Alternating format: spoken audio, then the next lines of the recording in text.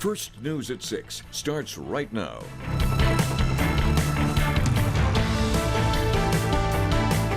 Governor Doug Burgum is expected to address the convention floor on Wednesday. On the stage you see here right behind me, we plan on bringing you coverage of his address to the convention. We're following multiple major stories today. Moments ago, we learned that Minot Police Chief John Klug has been placed on paid administrative leave effective immediately. You developed a close relationship with the former president through this process. After Saturday, did you reach out to him and talk with him? And what was that conversation? Voting is a rite of passage for many Americans, but for many young adults, this is the first election cycle where they've been old enough to cast a ballot.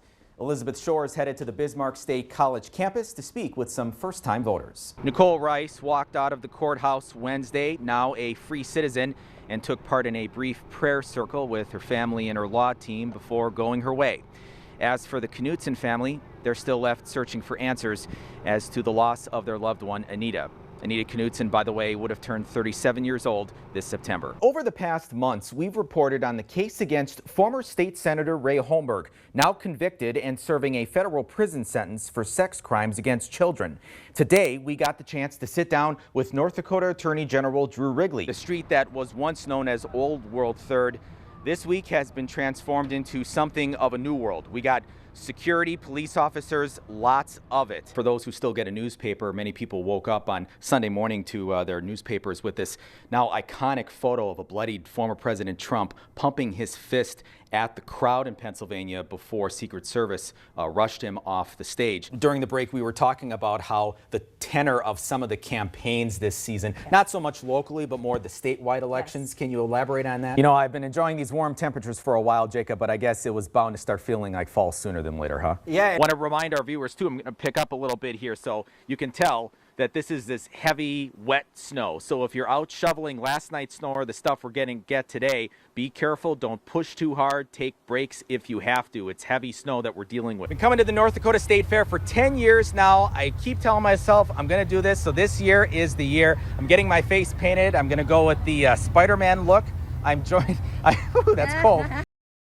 It took the Grand Forks County jury of 9 men and 3 women just over 6 hours to return a not guilty verdict against Nicole Rice in the 2007 death of her roommate Anita Knutson in Minot. Nicole Aaron Rice not guilty of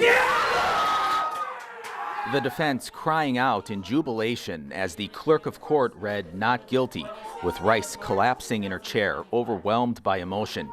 It's the conclusion of a 3-year-long case against Rice that took several twists and turns.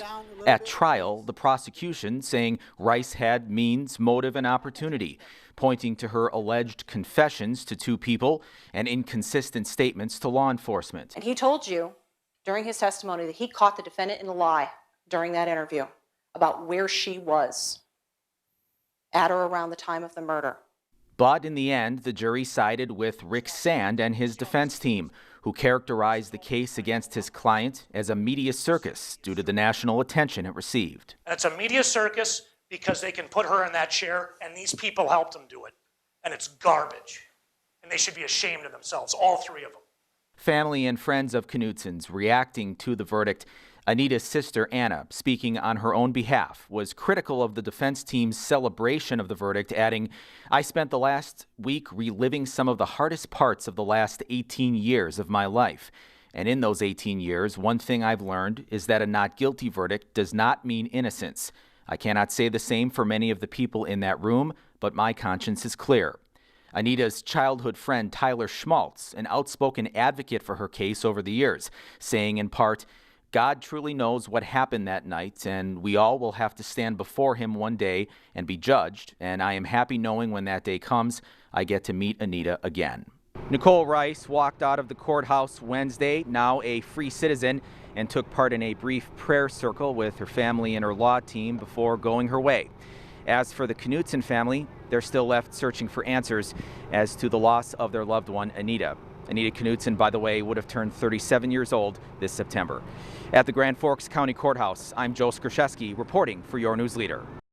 On Tuesday, we got the chance to speak with North Dakota Governor Doug Burgum for the first time since the announcement this week that former President Donald Trump would select Ohio Senator J.D. Vance to be his running mate for the ticket. Of course, Governor Burgum was one of the top contenders for that spot.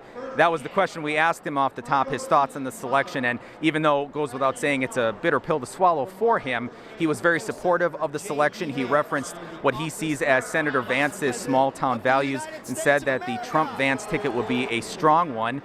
He talked about his conversation with the former president when he found out that he would not be the pick. Here's what he said. When I talked to President Trump yesterday after he made his decision, he called, and the first thing he said was, "Hello, Mr. Secretary." He's got a great sense of humor. I thought it was a great way to open that call. And he had, super kind words for Catherine, our First Lady of North Dakota, all the work that she's done, eliminating the stigma of the disease of addiction. We also asked Governor Burgum about the attempt on former President Trump's life this past weekend at that rally in Butler, Pennsylvania. We talked with him about the conversations he'd had with Mr. Trump since then. He said that he had reached out to him and First Lady Catherine, and offered their well wishes, and he'd also contacted some of the other Trump relatives, his children as well, to show their support. Here's some of what he had to say. You developed a close relationship with the former president through this process. After Saturday, did you reach out to him and talk with him, and what was that conversation? Well, when we did speak after that, the very first thing from Catherine and I was just thank God you're alive. Call it a miracle, as I've said, I think divine providence, but clearly it would have been such, we couldn't even comprehend what the change would have been without him. So that was our first thing, and of course having to get to know the Trump family, also had reached out to the kids in that family too. Governor Doug Burgum is expected to address the convention floor on Wednesday. On the stage you see here right behind me, we plan on bringing you coverage of his address to the convention and what he has to say to the delegates and all of the media here and everybody else that is present. We'll bring you coverage of all things convention throughout the week. At the Republican National Convention, I'm Joe Skurzewski reporting for your news leader. Basketball season may be over, but the gym was rocking at Minot North High School tonight. I headed to the home of the Sentinels to learn more about the purpose behind this special basketball game. For Minot North junior Caleb Smith, this was his time to shine. Caleb and his fellow classmates took over the hardwood at Minot North High Wednesday night in the Sentinels United inclusive basketball game. Hey, you're showing some pretty good moves out there tonight. Where'd you learn these skills?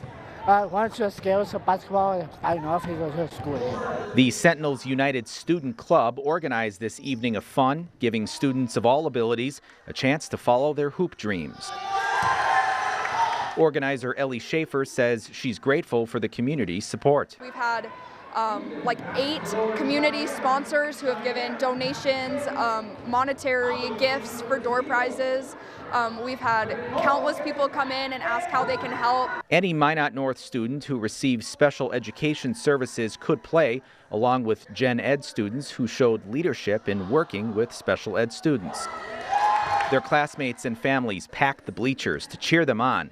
The idea was to create the same atmosphere as a Sentinels varsity basketball game. Being inclusive is really such an easy thing to do.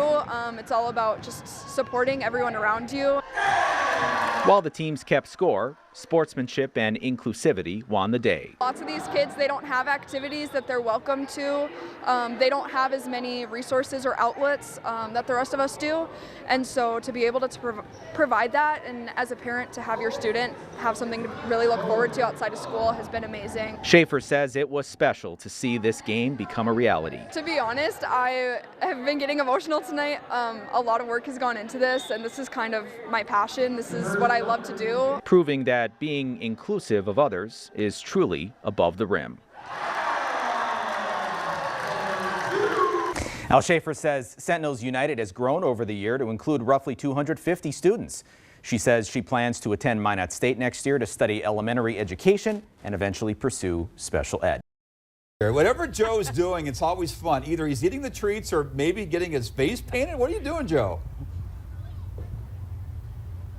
Hey, Monica and Kevin, been coming to the North Dakota State Fair for 10 years now. I keep telling myself I'm going to do this, so this year is the year. I'm getting my face painted. I'm going to go with the Spider-Man look. I'm joined, ooh, that's cold. I'm joined by Dawn DeWitt here, who's painting faces in the southwest corner of the state fairgrounds. Dawn, while you're painting, thanks for joining us here. Sure. How long have you been coming out to the fairgrounds? If you don't count the cancellations, I've been here for 20 years. Oh, wow.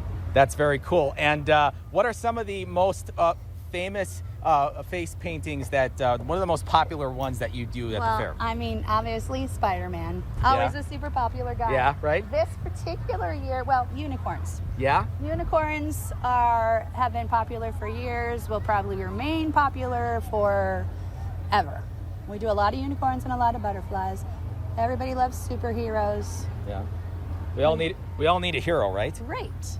Now, here's the main question, though, is that I'm hoping that our GM is going to let me wear this on the air later on today, because I think that would be pretty butch. But in any case, I'll figure that out later. But Monica, Kevin, I'm going to let Dawn finish, and I'll toss it back to you. Hopefully, I'll see you all back in the studio. Dawn's Creations here is in the southwest corner of the State Fairgrounds for the duration of the festival. This is Joe Skur-SHESS-key reporting for your news leader. He's liking that way too much. Oh, yeah, he's having a good time.